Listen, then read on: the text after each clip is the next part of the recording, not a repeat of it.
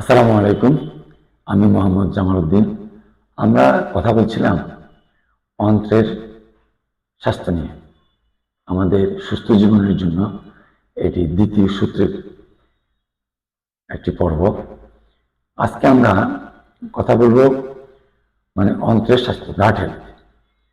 অন্ত্রের স্বাস্থ্য ভালো রাখতে কি খাবেন বা কোন কোন খাবারগুলো খাবেন না, এই বিষয়ে কথা বলবো। আমাদের অন্ত্র যদি ভালো না থাকে তার মানে আমরা ভালো থাকবো না। আমাদের সমস্ত শরীর, ব্রেন, কিডনি, লিভার, মস্তিষ্ক, আপনার ফুসফুস, অগ্ন্যাশয়, সকল অর্গানে আমাদের ভালো ফাংশন পাবেন না। সো আমাদেরকে আমাদের অন্ত্রকে সুস্থ রাখতে হবে, গাট হেলথকে ভালো রাখতে হবে। আসেন, যেসব খাবার অন্ত্রের স্বাস্থ্যকে নষ্ট করছে, আমরা যেসব খাবার কারণে আমাদের অন্ত্র দ্রুত অসুস্থ হচ্ছে, এ নিয়ে কথা বলব। সুগারি জাতীয় খাবার, সকল রিফাইন্ড কার্বোহাইড্রেট, সুগারি জাতীয় খাবার। আসলে আমরা এই খাবারটাই সবচেয়ে বেশি খেয়ে থাকি। এখন কোন কোন খাবার সুগারি জাতীয় খাবার? যেমন বিস্কিট, কেক, পাউরুটি, ভাত, চানাচুর, সাদা চাউলের তৈরি ভাত, সাদা চাউলের রুটি, বিস্কিট, রুটি, তারপরে আইসক্রিম, সুগার, এক কথায় সকল রিফাইন্ড কার্বোহাইড্রেট, মানুষের তৈরি প্রসেস করা কার্বোহাইড্রেট। এরপর আসেন আমরা জানবো দ্বিতীয়টি কি? Process foods.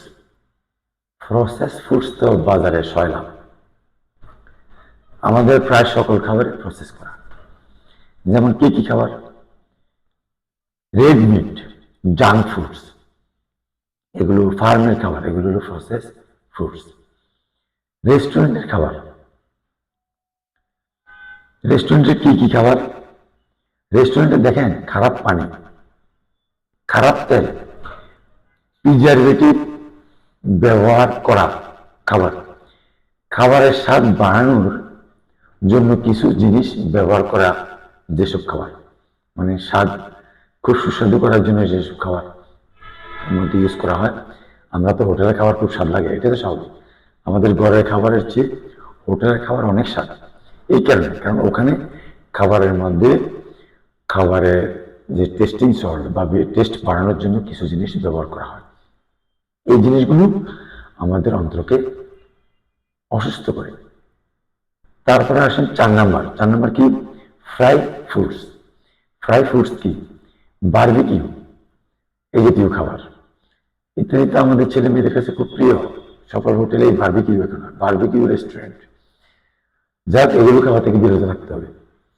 5 number soft drinks এবং fruits juice, orange juice, apple juice, mango juice ইত্যাদি খাওয়া। আমরা তো এগুলো ক্যান করা বোতলজাত দোকানের এসব ড্রিঙ্কস তো আমরা হরামেশে খেয়ে থাকি, আমাদের সকলেরই প্রিয়। আমাদের খাওয়ার পরে, আগে পরে সবাই সবাই খেয়ে থাকি। আমরা কোনো দাওয়াতে গেলে, কোথাও বিয়ে দাওয়াতে গেলে খাওয়ার পরে সাথে সাথে আবার 7 আপ খেতে হয়, ঢকঢক ঢকঢক করে খেয়ে ফেলি। এটা আমাদের অন্ত্রকে নষ্ট করতেছে, আমাদের অন্ত্রের স্বাস্থ্যকে নষ্ট করছে। আমাদের অন্ত্র ভালো না থাকলে আমরা ভালো থাকবো না। স্ট্রেস টেনশন করা, বেশি টেনশন করলেও আমাদের অন্ত্র কি হচ্ছে? অসুস্থ হচ্ছে।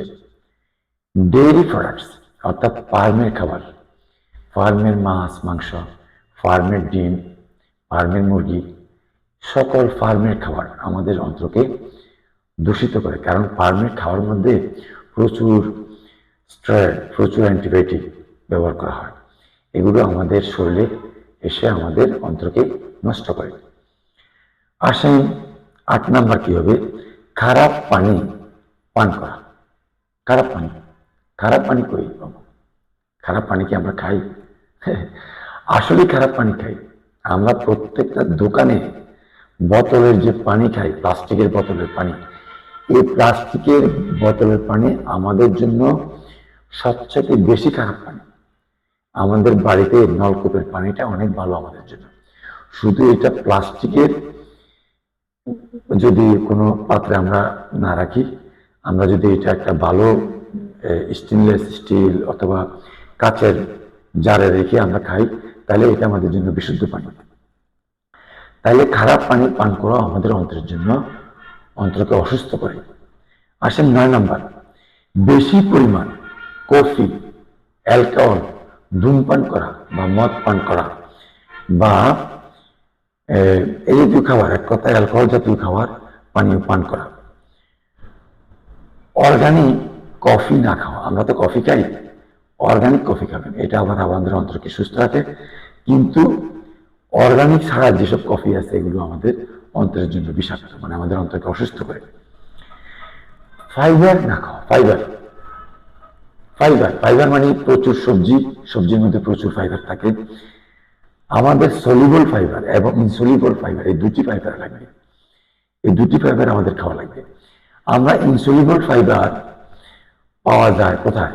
ব্ল্যাক রাইস, কিনোয়া, বাকুইট, এক প্রকার গ্রেনের মধ্যে আমরা ইনসলিবল ফাইবার পাবো, এটি খাওয়া লাগবে। আর সলিবল ফাইবার কোথা থাকে? ভেজিটেবলস বা ফ্রুটসের মধ্যে সলিবল ফাইবার থাকে, এগুলো আমাদের খাওয়া লাগবে, তবে এগুলো অর্গানিক হইতে হবে। প্রিবায়োটিক্স এবং প্রোবায়োটিক্স খাওয়া লাগবে। আমি এর আগের ভিডিওতে বলেছিলাম প্রিবায়োটিক্স এবং প্রোবায়োটিক্স সম্পর্কে। আমাদের প্রোবায়োটিক্স থাকে বেশিরভাগ টক দই এবং সাওয়ার ক্রাউটে। আর আমরা অর্গানিক সবজি খাবেন, তাহলে আমাদের প্রিবায়োটিক্স এবং প্রোবায়োটিক্সের চাহিদা ফিল আপ হবে। আমরা এই খাবারগুলো খাবেন এবং এই আমরা মোটামুটি 10টি নিয়ম বললাম, এই 10টি নিয়ম যদি আপনারা মানতে পারেন এবং এগুলো থেকে বাঁচতে পারেন, এগুলো ত্যাগ করতে পারেন, তাহলে আমাদের অন্ত্র ভালো থাকবে। আর অন্ত্র আমাদের প্রথম মস্তিষ্ক, অন্ত্র ভালো থাকলেই আমাদের শরীর ভালো থাকবে। আজকে এই পর্যন্তই। আসসালামু আলাইকুম।